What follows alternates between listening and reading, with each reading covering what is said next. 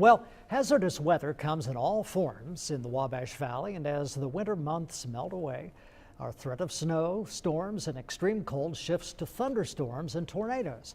As Storm Team 10 Severe Weather Preparedness Week coverage continues, meteorologist Lindsay Monroe dives into the science of tornado season.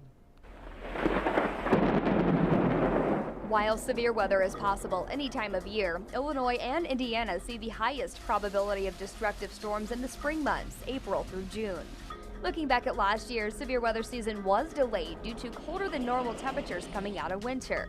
But Dr. Ernest Agee of Purdue University says just because the transition from winter to severe season is slower doesn't necessarily mean we are out of the woods when it comes to an active weather pattern. It's going to be tornado season, and it's delayed this year. There's only been like 2 tornado watches issued for the nation so far this year, and we're into March. But I would not conclude that means we'll have a weak tornado season. I think 2011 was somewhat the same way. It was delayed due to some cold, and then we had a really record outbreak in 2011. This is why it is important not to let your guard down. In an average year, Indiana sees 10 to 15 tornado days, which is any day that 1 or more tornadoes are reported. Last year, Indiana had 28 confirmed tornadoes, but only 8 in the central Indiana region. Tornadoes mainly come from single-cell thunderstorms called supercells or lines of storms known as squall lines. While a line of storms has a higher potential of impacting more people, it is the supercell storm we have to pay close attention to for one dangerous reason.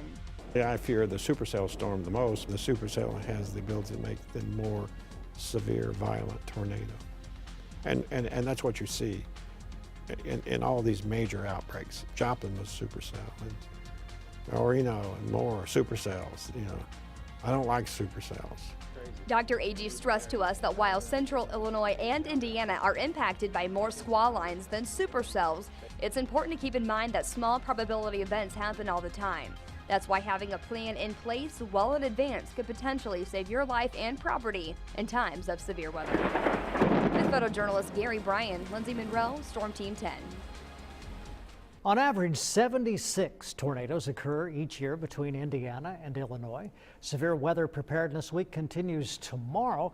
I'll look back at the deadliest tornado in recorded history that tracked right through Indiana and Illinois and wound up not far from where we are right now. It happened 90 years ago tomorrow, and I'll have that tomorrow night.